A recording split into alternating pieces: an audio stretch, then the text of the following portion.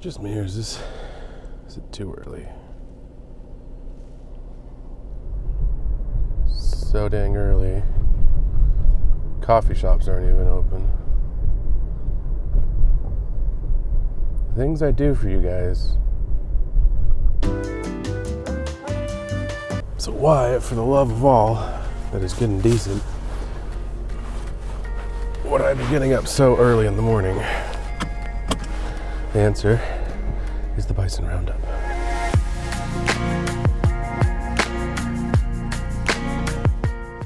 Every year on Antelope Island, real-life cowboys and cowgirls, cow people? Cowpokes. We'll go with cowpokes.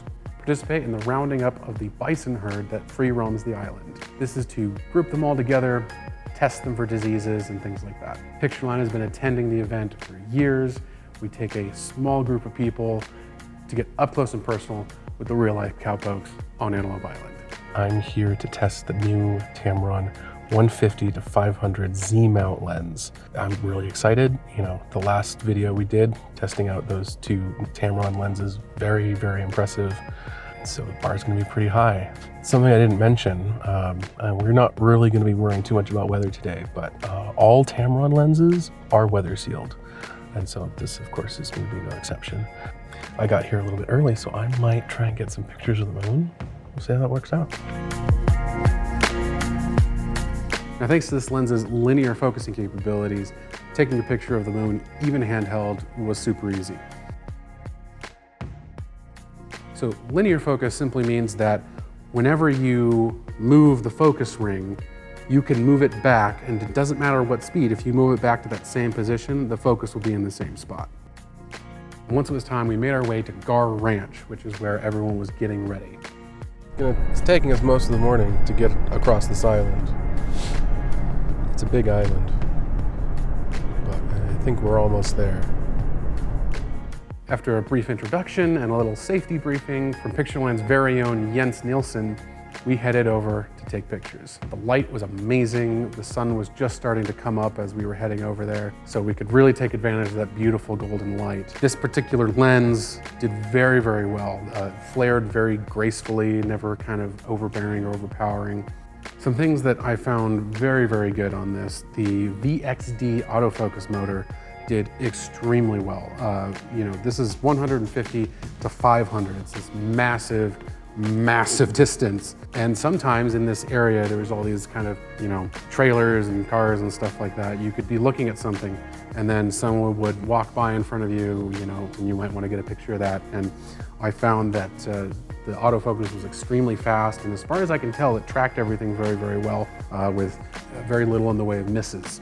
Sharpness was really excellent across the board from the 150 all the way to the 500. As with a lot of these lens reviews, I generally keep it wide open because I really want to see, like, what's this going to look like if I have to, especially like f5 is where it starts. f5 to f6.7, like, you need as much light as you can get, so you're almost always going to be using it as high apertures you can manage. But as far as I could tell, even at 500 millimeters, this thing maintains incredible sharpness, as you can see here.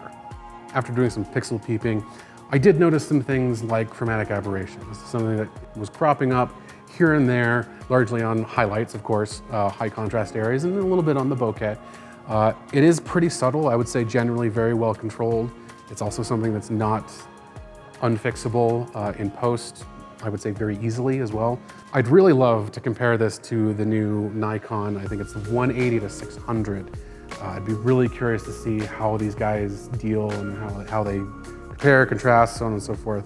So how much the chromatic aberration bother you really is going to depend on, you know, what you're doing with your photos. You know, if you blow them up really big, you will notice that. If you are, you know, posting to Facebook, or you're, you know, more in it for just capturing the animals and things like that, it's not something that's going to be super terribly obvious.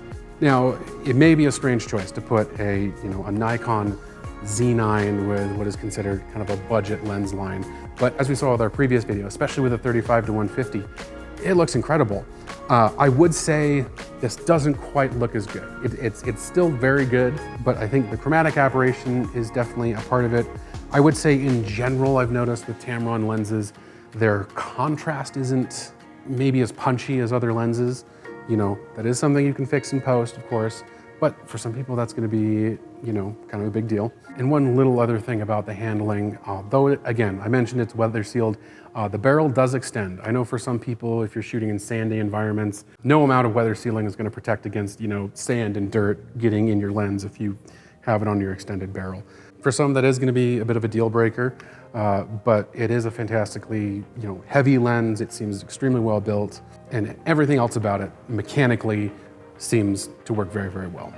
Some other things of note, it does have on the side here a few different options for focus limiters, including one that is 10 meters to modified, or mod is what it puts it as. So you can actually set your own distance. Like if you know you're in a situation or you use this lens for something specific where the distance is relatively known, you can have it so it doesn't shoot further away than you actually need. So it can be really handy to kind of just limit the places where your autofocus can go so you get more accurate autofocus that way. Of course, you can lock your barrel so that your zoom doesn't move at all, but you can also lock it at any focal length of your choosing, and now it won't move. It does also have built-in vibration compensation, so there's a little bit of stabilization going on in there. I never noticed any serious, you know, bumpiness or anything like that while shooting, you know, so whatever it is, it's doing a good job. So overall, I'd say this really is a great lens for the money.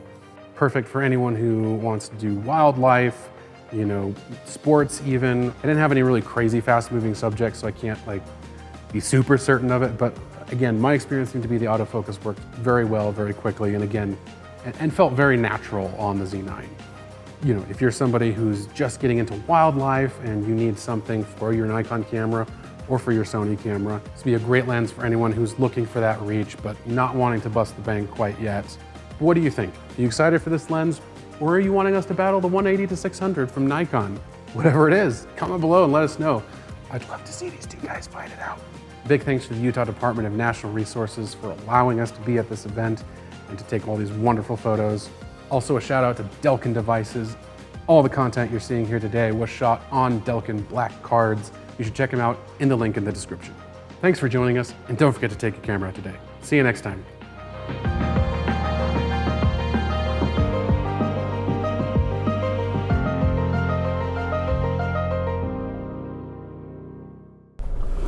What?